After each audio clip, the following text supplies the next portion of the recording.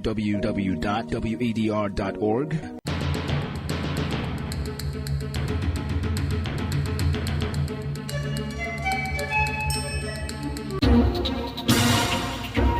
WADR, promoting dialogue. It's midday in Dakar, 1 p.m. in Porto Novo. Good afternoon and many thanks for staying tuned to West Africa Democracy Radio, broadcasting on 94.9 FM and worldwide on wadr.org. Welcome to Newslink, and here are the top stories. Electoral Commission in Ghana to release certified voters register for 2024 polls in November. We assured you that all efforts will continue to clean the provisional voters register and to rid it of all discrepancies and anomalies. Senegal's former president Macky Sall slams Prime Minister Sonko's public debt claims as false. Day one of teachers' union strike obstruct normal learning activities at some schools in Abidjan. The secretariat told us there was no courses. We came in the morning and we didn't have class. We had a French school, but we didn't do it. And regional leaders converge on Monrovia to discuss measures to combat human trafficking across West Africa. Please stay tuned for details of these stories and more. Here is Imo Edit with Newslink. Many thanks for joining us. Ahead of the December 7 presidential elections in Ghana, voters will have the opportunity to check and verify their polling centers from the first week of November. This is according to the chairperson of the Electoral Commission of Ghana, John Mensah, who announced this on Tuesday after the Inter-Party Advisory Committee IPAC meeting. Her announcement comes as the Commission begins an online re-exhibition of the Provisional Voters Register for the election. According to Mensah, the online re-exhibition would last for 5 days, ending on Saturday, October 19, 2024. At our IPAC meeting 2 weeks ago, we assured you that all efforts will continue to clean the provisional voters register and to rid it of all discrepancies and anomalies. We indicated that we would re-exhibit the provisional voters register online at no cost to voters and make copies available to the political parties within a period of 2 weeks. Today, we are here in fulfillment of that assurance. The revised provisional voters register has been exhibited online and on our website at no cost to voters, and the soft copies of the revised provisional register have been loaded onto a hard drive for all political parties. The Commission will present the register on hard drive to all political parties at this meeting. Over the last 2 weeks, we have spent our energies to clean the provisional voters register and to ensure that the information presented on the register is accurate. Simply put, we have worked to ensure that every applicant who registered in 2020, 2023, and 2024 are on the voters register. We are confident that the revised provisional voters register that we present starting today is a marked departure from the register we presented during the exhibition exercise, as largely all the discrepancies identified to date have been fixed. Chairperson of the Electoral Commission of Ghana, John Mensah, speaking there. Meanwhile, Ghana's Speaker of Parliament has postponed a decision on a petition calling for the seats of 4 members of Parliament to be declared vacant. This followed deliberations between the majority and minority sides of the House after a petition was submitted by former Minority Leader Haruna Idrisu. Idrisu's petition invoked Article 97 1G of the Constitution, which mandates that an MP must vacate their seat if they resign from the party under which they were elected or choose to remain in Parliament as an independent candidate. The petition seeks to apply this provision to 3 majority MPs and 1 NDC MP. WDL's Accra correspondent Nadir Itete reports. During Tuesday's parliamentary session, the majority and minority presented their arguments on MP for Tamale South Haruna Idrisu's petition, which invoked Article 97 1G of the Constitution. This article requires an MP to vacate their seat if they leave the party they were elected under or choose to remain as an independent candidate. Haruna Idrisu's petition targets 3 majority MPs and 1 NDC MP. Minority Leader Dr. Kasiel Atoforson urged the Speaker to declare the seats vacant, citing a 2020 precedent set by former Speaker Professor Michael Quay. This means that currently we do not have an independent member of parliament. The MPP have only 135 members of parliament, having seen 2 of their members contested as an independent candidate, and the NDC has 136 members of parliament. The Speaker having lost 1 member. Therefore, the MPP group, Mr. Speaker, cannot continue to hold themselves as the majority caucus of this House. Mr. Speaker, I so submit. However, Majority Leader Alexander Afenyo-Markin argued that the petition lacked merit since no political party had requested the seats be declared vacant. Somebody cannot say that, oh, there is a certain precedence. So relying on that precedence under Order 93, Mr. Speaker should just make a declaration.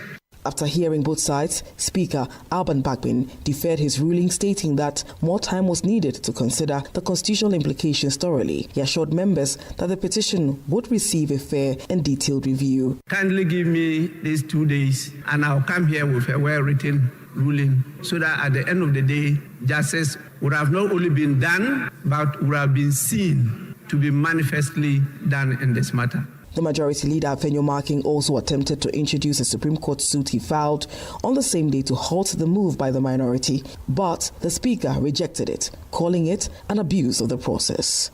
For WADR, Nadidi Teti, Accra. And back in Senegal, former President Macky Sall has spoken out for the first time on the new government's audit of public finances. Prime Minister Ousmane Sonko recently made a statement painting a dark picture of Macky Sall's administration, particularly concerning Senegal's public debt ratio.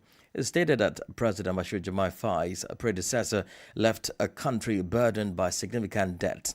However, the former president, who now heads the major opposition Takku Walli Senegal coalition, appears to be launching his campaign for the November parliamentary elections with a strong rebuttal to the government's recent statements aimed at discrediting his regime. Here is an excerpt from an interview with Bloomberg TV on the sideline of the Future Resilience Forum in London. I regret to note the downgrading of Senegal's rating by Moody's following the intervention of their Prime Minister on what would be a scandal, in quote, compared to the previous management. I regret to register these remarks that are false, totally false. The procedure has never been seen before. We do not even know the terms of this concluding audit.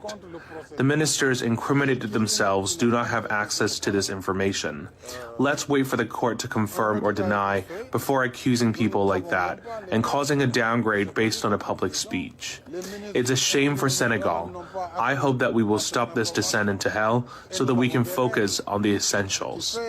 I left a country where the indicators were green. The International Monetary Fund confirmed this in May, a month and a half after I left. We must not accuse people before they even know what they are accused of. Former Senegalese President Macky Sall. More stories coming up on West Africa Democracy Radio. Newslink continues.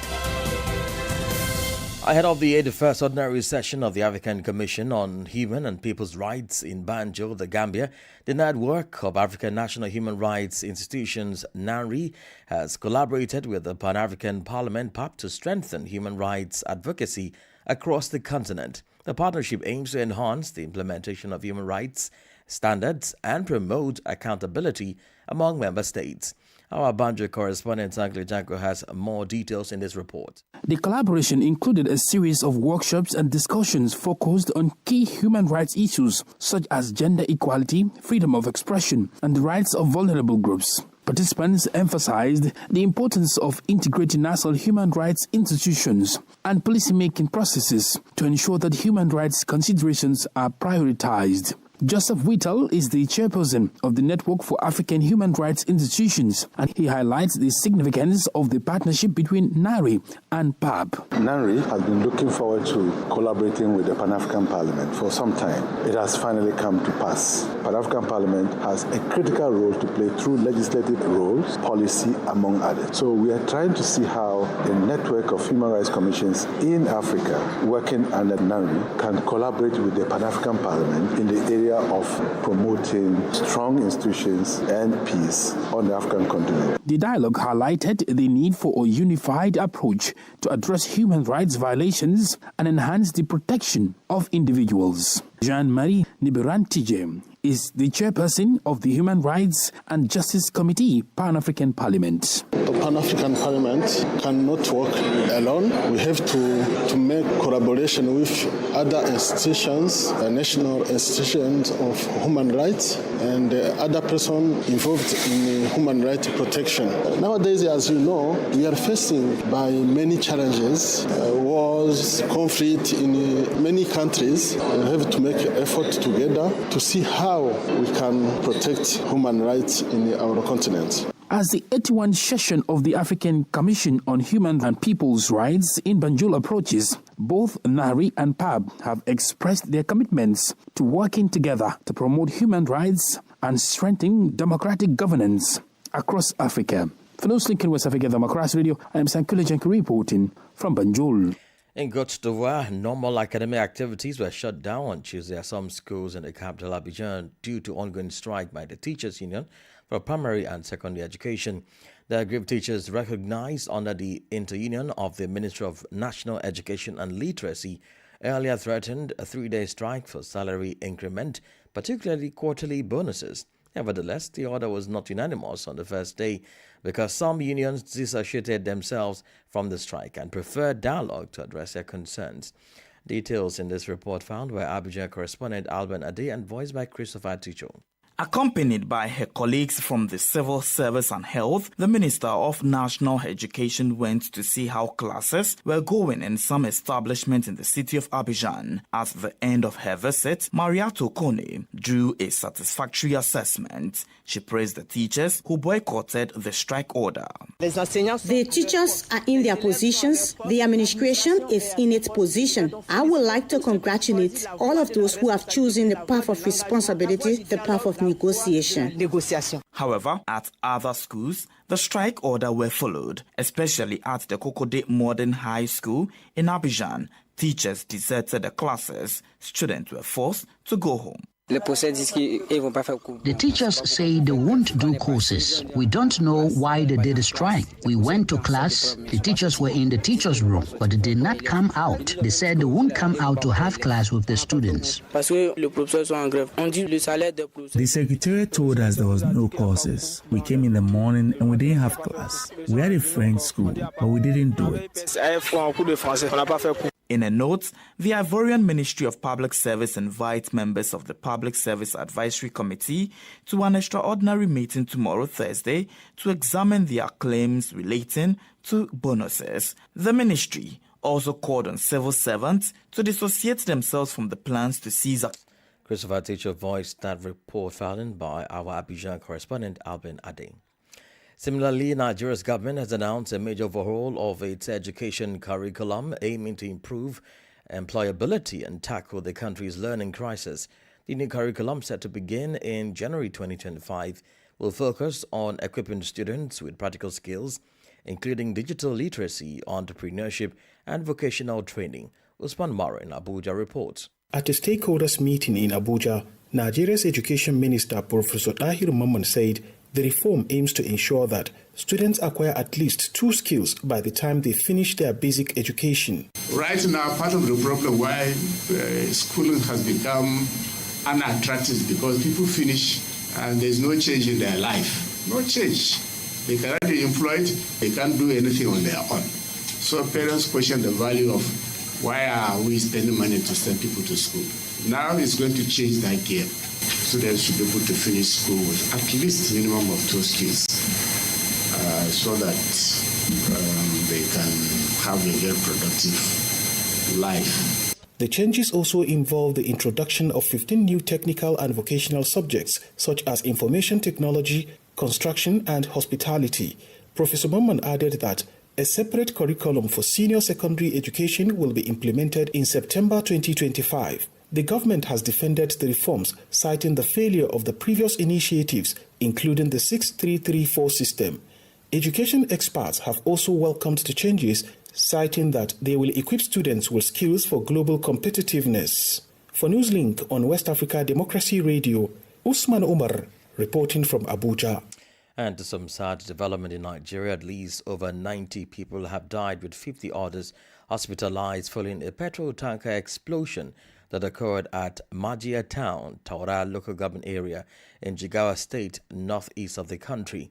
The sad incident happened on Wednesday when residents were scooping fuel from the overturned tanker when the explosion occurred, sparking a massive inferno that killed 94 people on the spot.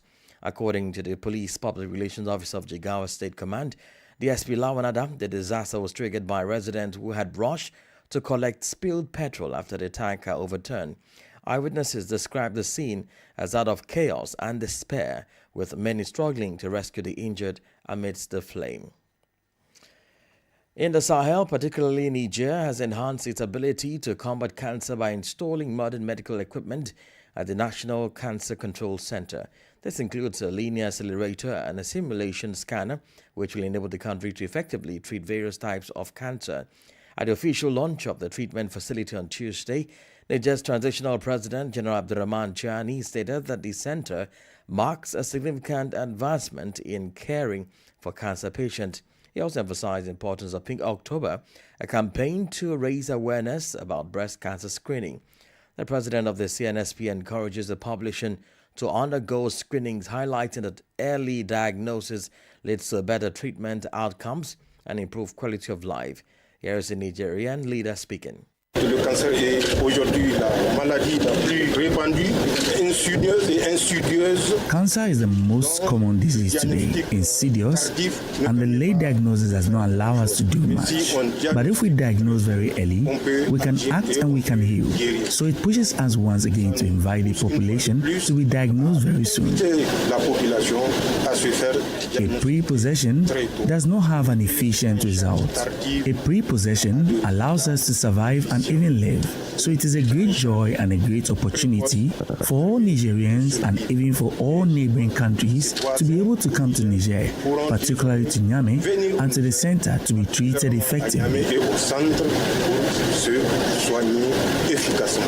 Niger's Transitional President, General Abdurrahman Chani, is speaking there.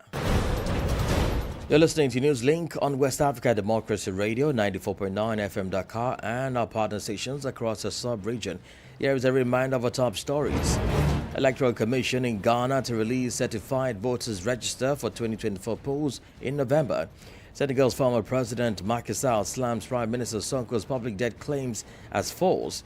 The one of teachers' union strike obstructs normal learning activities at some schools in Abidjan. And still ahead in the news, regional leaders converge on Monrovia to discuss measures to combat human trafficking across West Africa. We do have the press review, guest interview segment, and sports news. Please stay with us. West Africa Democracy Radio. It's you speaking.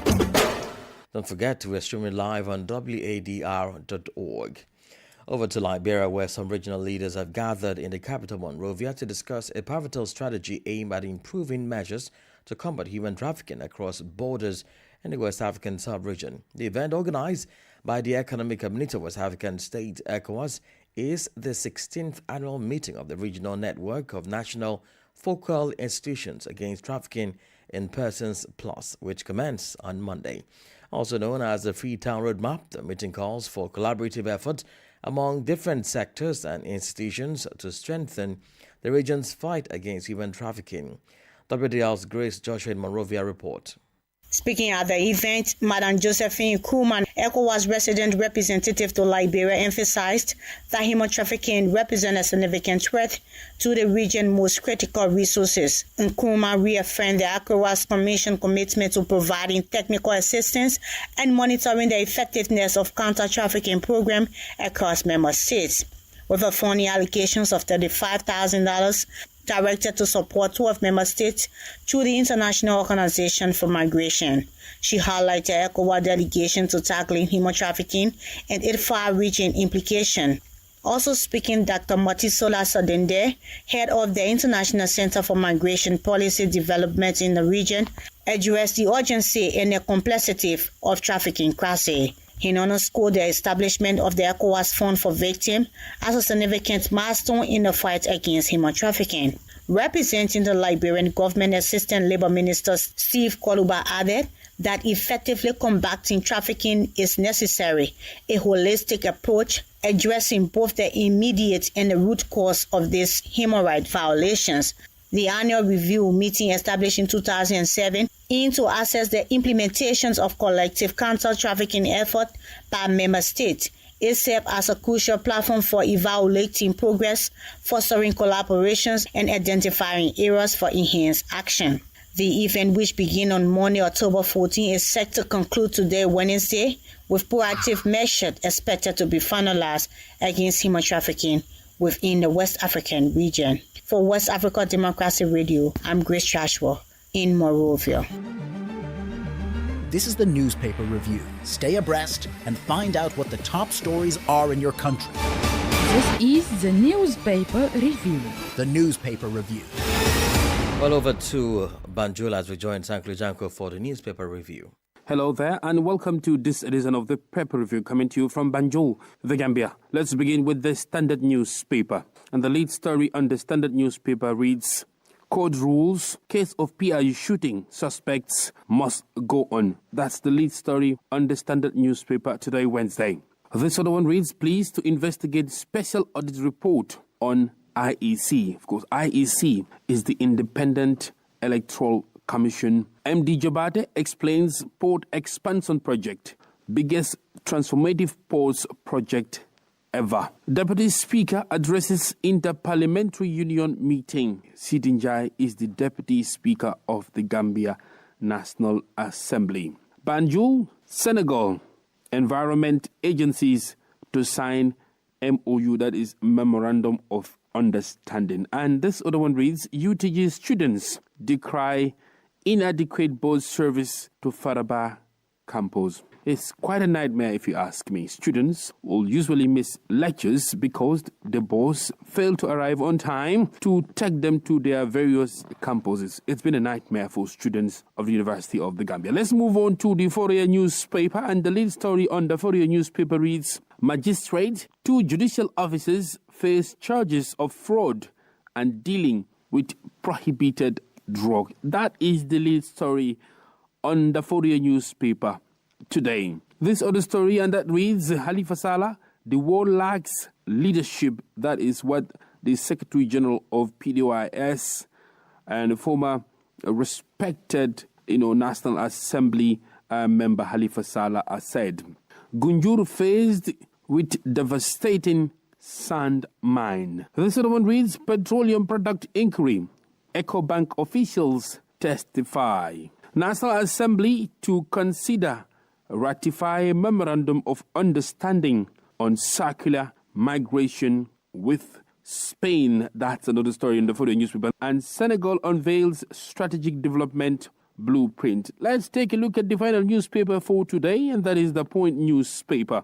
The lead story on the Point newspaper reads, please probe IEC over audit increase. Let's move on. This other one reads, drug enforcement officer testifies in Pablo Jabi's drug case. This other one reads, court urges alleged PIU shooter to enter defense. And the final story for today reads, US-based CPJ petitions Human Rights Commission over journalist trial. I'm afraid these are the major stories making headlines on Gambian dailies, and it is back to you in the studio. Many thanks, Uncle Janko, with the newspaper review. Politics, analysis on major news, social matters, and all. This is A Guest. Well, in this segment, our focus shifts to the plan by the Electoral Commission of Ghana to release a voters' register in the first week of November ahead of the country's 2024 general elections. The EC also expressed commitment to make available the final compiled voter register list of political parties in the first week. Already, the opposition and other civil society groups have expressed concern about the ongoing online voter re-exhibition exercise by the Commission as one that would not help achieve a complete and holistic voter participation, as a majority of people will be deprived.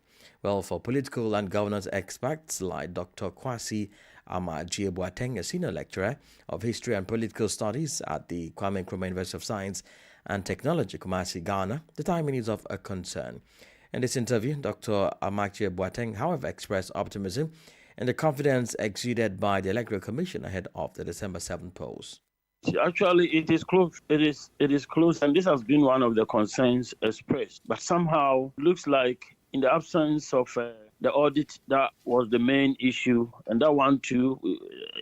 One will want to argue that time is not on anybody's side. This planned release things that should be done by the EC, so that at least with 1 month, although close, they will sit down and examine whatever it is that has to be examined. Actually, time is not on the side of anybody, not on the side of the EC, not on the side of Ghanaians, not on the side of political parties. All these issues should have been resolved by this time. With all of these ups and downs concerning the EC, has the body truly proven itself worthy to hold the upcoming election without issues, in your opinion? The EC is confident that they will deliver, and somehow we have had to give the EC the benefit of the doubt. So far, the issue has to do, with the trust. It is not necessarily there, but then the EC is confident, and I think we need to give the EC the benefit of the doubt, and then everybody play their role in supportive of what has to be done to get the elections through. The EC is having to work hard to really indicate that, it is efficient, it is impartial, and that it is ready to deliver, elections whose conditions will be such that you want to, give it eventually or declare it as free and fair. But Doc, in a case where the EC, which is the referee in this case, is having confidence about itself, but the players who are the political parties and ordinary citizens are not having confidence in the EC, how does that enable a transparent and free and a healthy election in December? I think so far, the voters register remains the sticking issue, the real challenge, and the EC is confident that it will deliver. It decided to give or to make copies of the voters register available to the political parties. At the time, it is sure that it would have gone through the document and possibly addressed all the issues and concerns raised. I think that is what we are waiting for. When they release the voters register, the political parties will go through, and if they don't have issues, then definitely the EC would have, gone quite far in redeeming its image. All right, that was a political and governance expert, Dr. Kwasi Amakie-Boateng, a senior lecturer of history and political studies at the Kwame Nkrumah University of Science and Technology, Kumasi, Ghana. In sport brief, Senegal secured a place in the 2025 Africa Cup of Nations after Sadio Mane stoppage time winner against Malawi on Tuesday. The game looked set to end in a stalemate until Mane's 96-minute strike gave the Teranga Lions all 3 points, moving them level with Burkina Faso at the top of Group L, both on 10 points. The result of the match means both Senegal and Burkina Faso cannot be overtaken by their group opponent. Ghana's chances of qualifying to the 2025 Africa Cup of Nations has taken a huge blow after an embarrassing 2-0 defeat to Sudan on Tuesday. The Black Stars, who failed to win a single match after 4 matches, have won 2 points and their fate is no more in their hands. And Sierra Leone produced the result of the day after a shocking 1-0 win against reigning champions Cote d'Ivoire on Tuesday. And that's it on this edition of Newslink from West Africa Democracy Radio, broadcasting from Dakar, Senegal. Thank you for listening, and many thanks to Mustafa Sek and Maudo Ju for the technical support. To connect with us on all of our social media platforms, X, formerly Twitter, Instagram, RWADR News, and Facebook, West Africa Democracy Radio, English service. Well, coming up at the bottom of the hour is our flagship gender program 50-50 with Nadide Tete. I am Imo Edet. Good afternoon. And many thanks to you for listening to Newslink via Hot 104.3 FM, New EMI FM.